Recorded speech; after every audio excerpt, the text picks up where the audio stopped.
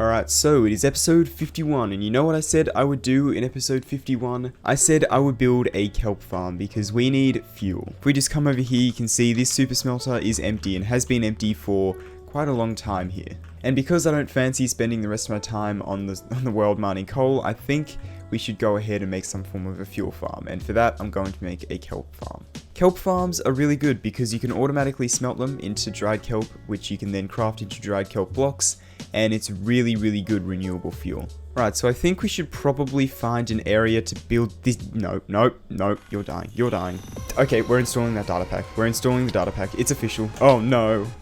Oh, you coming for round 2, are you? No, where'd you go? Oh my lord, I forgot to put my armor back on. Alright, that's death number 2 for this episode already. Awesome. Alright, well, let's install that data pack real quick. There we go, anti-enderman grief is now in there. Awesome.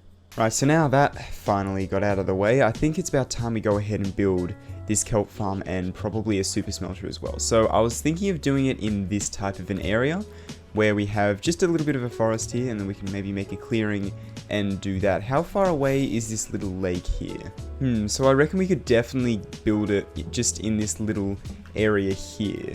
It'll require a little bit of tree chopping, but that's alright. I might actually do it on the left side of the path if you're going towards the starter base. So on this side here. I was going to do it on this side, but I might actually do it on this side. Yeah, you know what, I think we'll have enough room on the left side of the path. So let's go ahead and start clearing out some of these trees and marking out a bit of an area.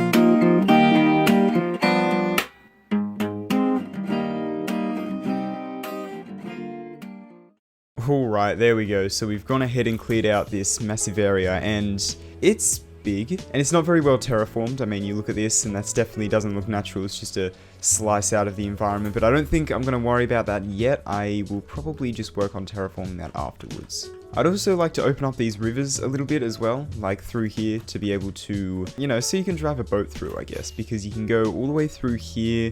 It kind of cuts off there, but then you'd be able to get all the way around to TNT Town and further, which would be pretty cool. But anyway, that's not what we're focusing on right now. What we are focusing on is this area here. So now I'm going to figure out how I want to lay everything out. Alright, so this can be the kelp farm, and that can be just about as big as I want, yeah. But we probably don't want to make it too long, because otherwise we won't be able to fit the other stuff that we want to put in here. Which, speaking of that other stuff, I think it's about time I show you what other stuff I'm going to be doing. So first of all, we've got the kelp farm, obviously. This is all of the redstone and stuff for that. We can put most of this underground if we want, like just have it swing underneath. But yeah, this part over here I think has to stay the way it is. But basically how this works is that we have a hopper clock here, and we can turn that on and off through this. We can, you know, disable it so this doesn't activate the note block, and then we can manually do it using this button, just like so. It'll send this flying machine across here. There'll be kelp all along the ground here. This will be a giant tank, by the way. And then it'll hit the redstone lamp, and then it should send itself back. Yes, there we go.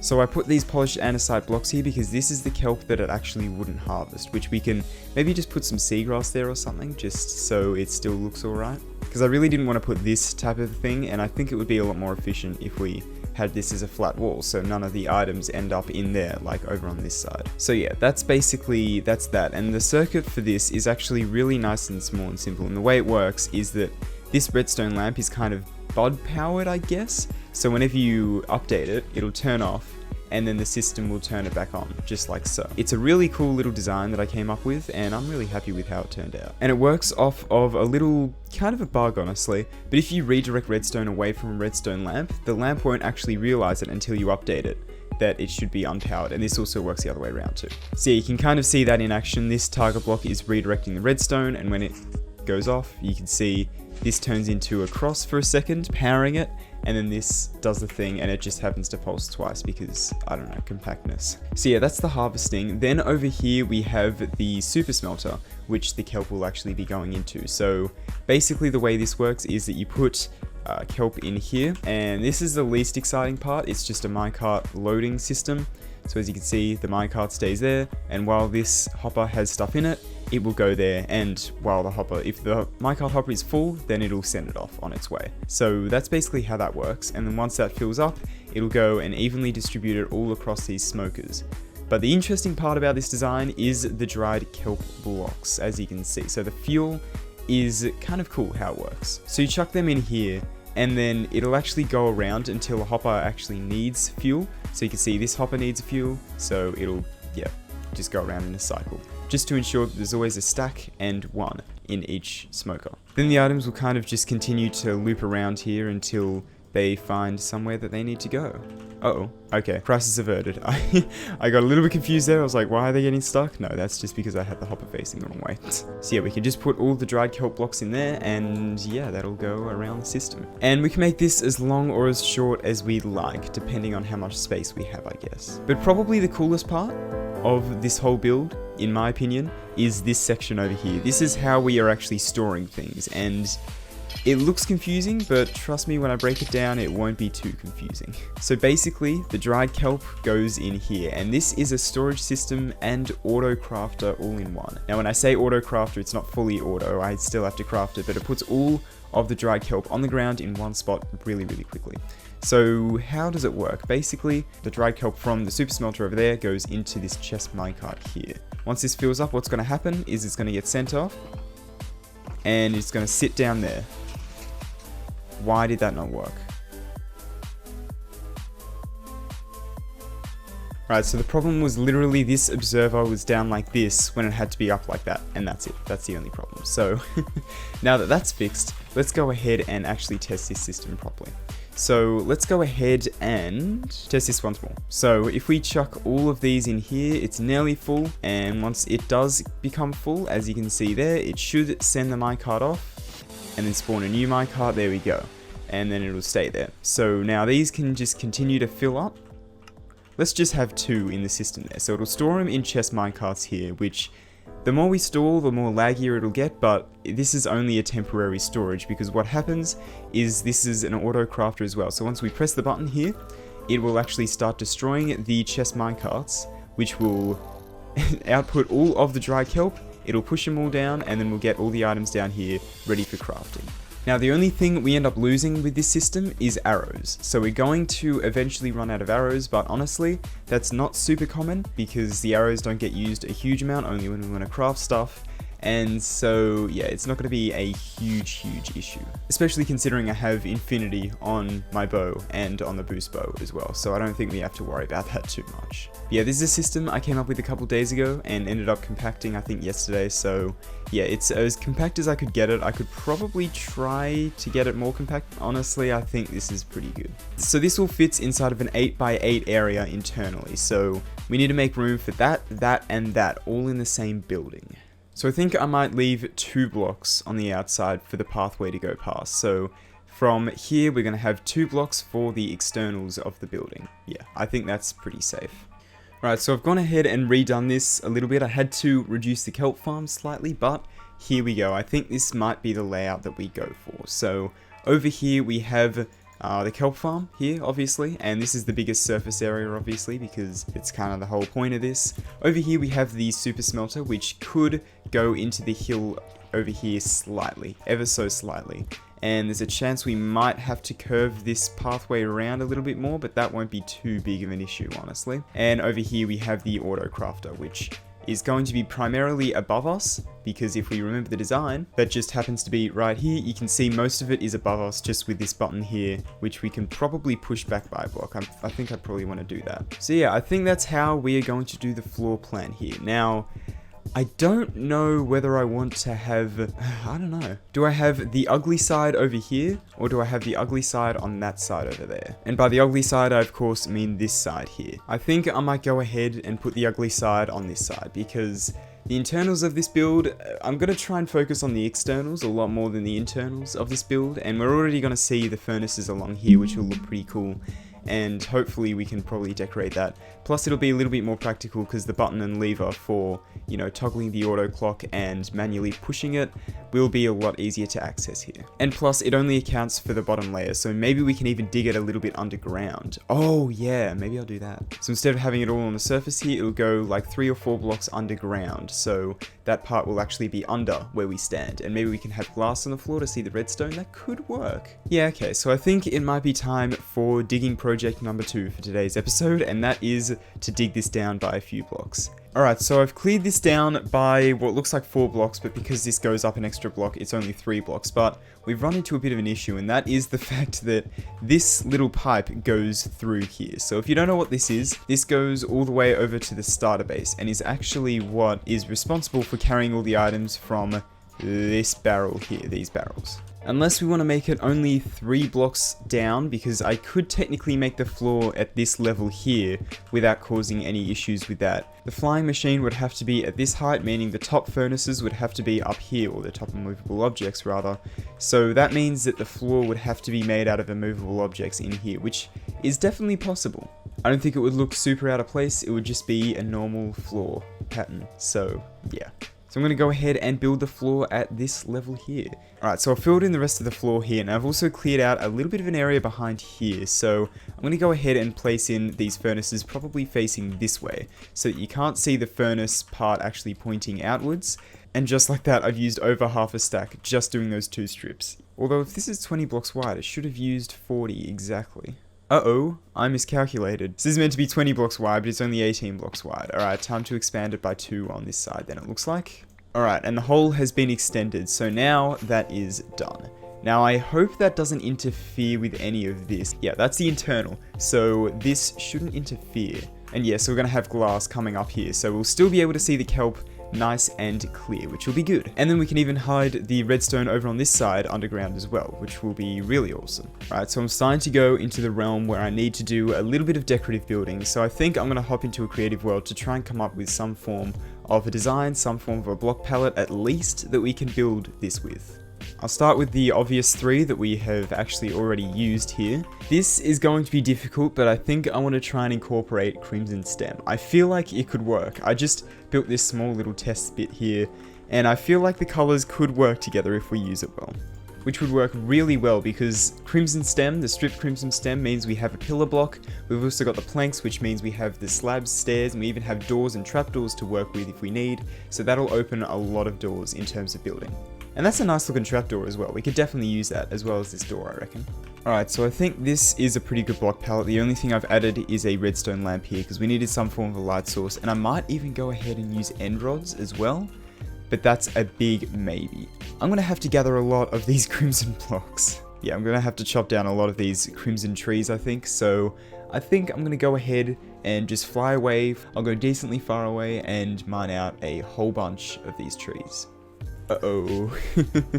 Ah, and it's raining too. I really need to light this place up.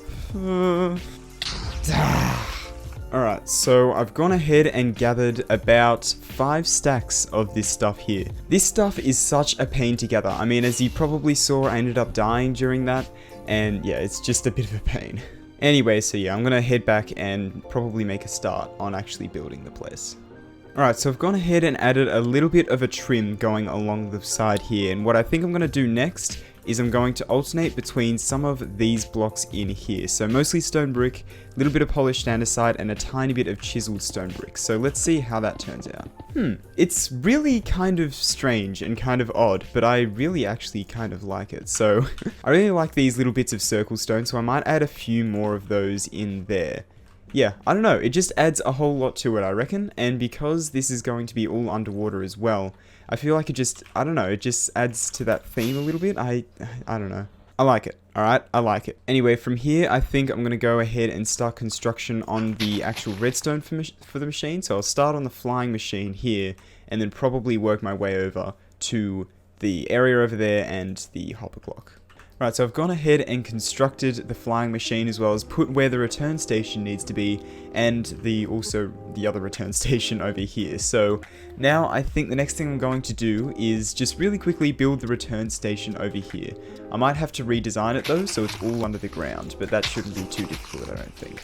Right, yeah, so that wasn't that hard. I just shaved a block off the top here and added an extra block out the back because I kind of had to with this design. And just like that, I did have to craft up a couple target blocks, but just like that, the machine is done. So I'm going to go ahead and patch it up a little bit here, just make it look a little bit better with the sand and all that. That grew incredibly quickly. But anyway, this should hopefully work. Hopefully I didn't break anything by placing that extra dirt block in there. But let's give this a test. And hits the lamp and goes back, and it's back on before you can barely even see it. Perfect. Now we need is the sending station here, which is probably the most redstone intensive part of the kelp farm itself, I would say. And yeah, we're done with the kelp farm. We just need to actually, we're not done, we just need to build the tank and fill it with water and actually put kelp in it. Yeah, there's still quite a bit to do, but let's go ahead and do the redstone. Alright, so we've got some of the redstone in here, and because of the space constraints, I've had to do a little bit of wiggly noodle redstone, but we've got it in the end. So the only thing we're actually missing is the buttons to, you know, enable and disable the clock, as well as to manually pulse the flying machine. I think the manual pulse will be pretty easy. I can just go ahead and do this. So yeah, that should work perfectly fine for the button, and in terms of the disable, I can just power this piston, I guess. So this clock is going to take quite a while to reset. As you can see, I've filled it to the brim with items, so it can't reset just yet. But if I pulse this, okay, it'll go off in the falling edge. Alright, that's fine. So considering the floor is going to be at this level, we have to do something kind of clever for these. Because unfortunately, as much as I'd like to have glass, well, technically I could have glass at this level past, but I don't know if I want to do that. But I'm going to have to figure out a good way to actually integrate the button pulses and stuff. Alright, so technically this should work. If I press that, it should manually go across. And there it goes, and then this can disable and enable the actual clock input, so that's fine. And these levers and stuff are actually perfectly centralized. That's a miracle.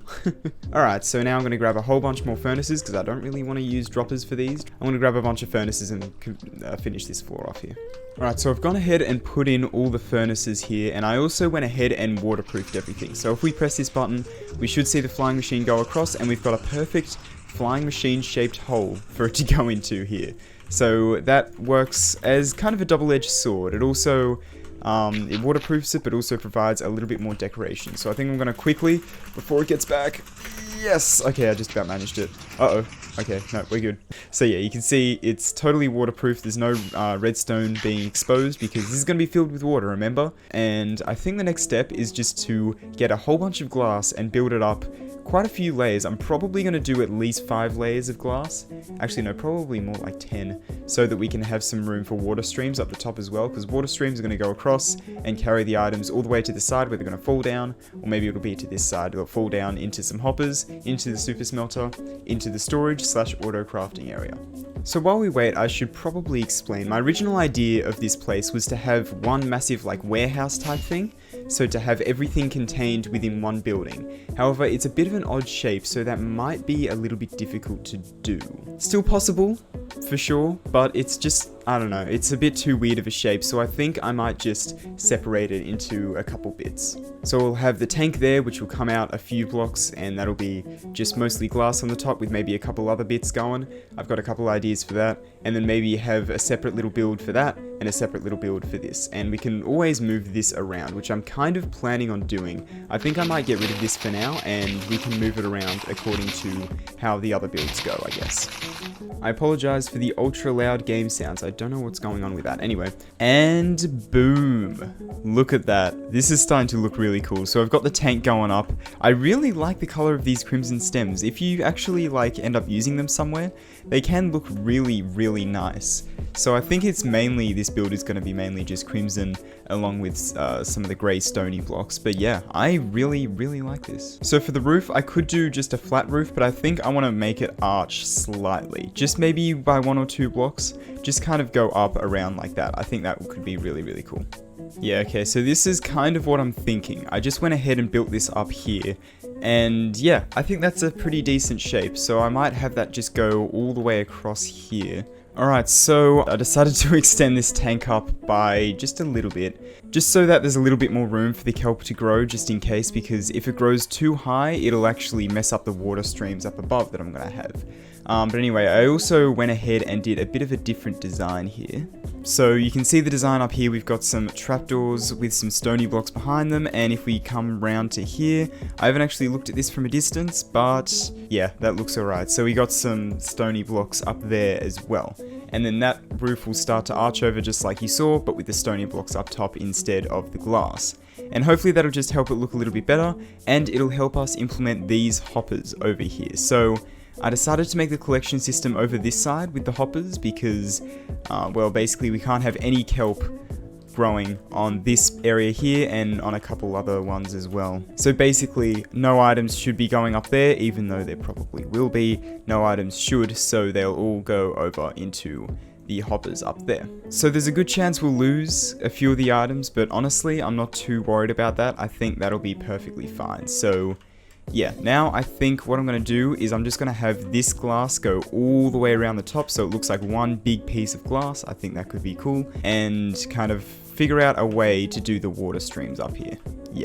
Yeah, I mean, it's obviously not perfect, but honestly, I'm not really worrying too much about how good the build looks. Alright, and bam!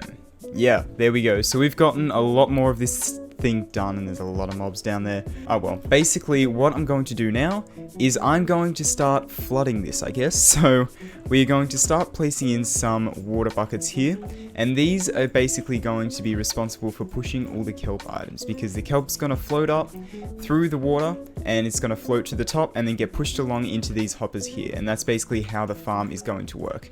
So I've placed all these temporary dirt blocks here, and I'm just going ahead and putting in all of these water buckets here, which shouldn't take too long. And then the step after that is basically to fill the entire thing with water sources, because it can't just be water, it's got to be water sources. So yeah, that's going to be fun to do. But anyway, whew, alright, my finger is getting a little bit sore after that. But anyway, so we have finished putting all the water in here, and as you can see, there's a bunch of air bubbles here, and they are not meant to be there. They're basically just bugs. If I relog, which I'll do right now, we should see that if we go back in, that they're all gone. Yeah, as you can see. Uh-oh. Well, looks like we've just lost the most recent replay mod footage. Damn. Alright, well, I was going to do a third-person time-lapse of this, but it looks like I literally just messed it up in that previous clip. Anyway, it looks like there's quite a few items getting stuck down here, and I saw what was happening during that, is that they were kind of floating up, they would shoot across and then sink back down and end up over here. So I think I'm going to fill in at least these 2 blocks here with glass. So now that all the water's in there, all we need to do is put the roof over it and then put the kelp in. And then that's the farm basically done. And then obviously hook that up to, you know, the super smelter. But the super smelter doesn't exist yet, so I think I'm just going to put a bunch of chests on the side there. Alright, so I had a little bit of kelp laying around, so I planted it, and now we have that much of the farm done. Yeah, no, literally not much at all. That is 45 kelp, believe it or not. So yeah, this farm is definitely going to produce a lot once we have all of this floor planted, but I think that's going to take a considerable amount of time. So now I'm just going to really quickly go ahead and build a temporary storage system over by that section there, which will probably just have a few double chests just to store the kelp before we build the super smelter and whatnot. Alright, so I've built a little temporary storage system, and while doing that the kelp has grown just a little bit, so I'm going to hit the manual sweep button, and let's see how well it works. Okay, oh, have we gotten any kelp? I think we've lost all of the kelp. Okay, yeah.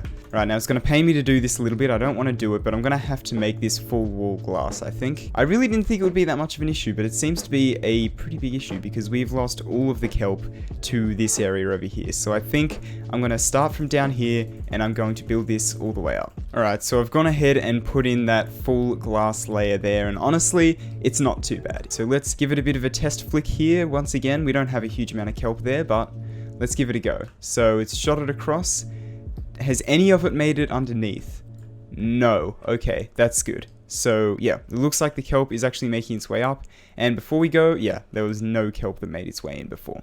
So let's see. It should go up and it should go into the hopper. Yeah, it is. And it's making its way down here. Awesome. So the comment of the episode for this episode was a pretty easy one to pick because Casper already put his name down during the world tour, if you do remember. And it is this. Watching this put such a smile on my face, it was just as enjoyable as the tour itself. Thank you for showing us around and letting us blow up your whole world.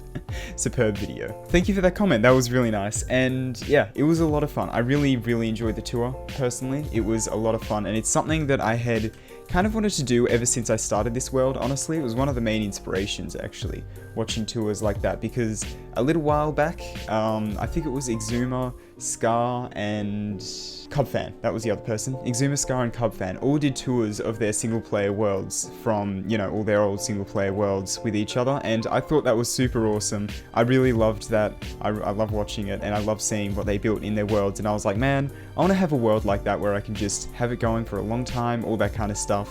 And I mean, here we are. We're on episode 51 and we're here, so I can't believe I actually managed to do that. So I want to thank all of you for single-handedly helping me make this world a reality, this series a reality, and I guess allowing me to continue doing YouTube. Because without anybody watching the videos, I would have undoubtedly lost all sort of motivation for this series and for this channel in general, so I want to really thank everyone. Anyway, I feel like I say this every episode, so I'm just going to end it here. Thanks for watching this episode. If you enjoyed it, please consider leaving a like and stuff. And if you really liked it, then please consider subscribing. But yeah, anyway, I'll see you in the next one.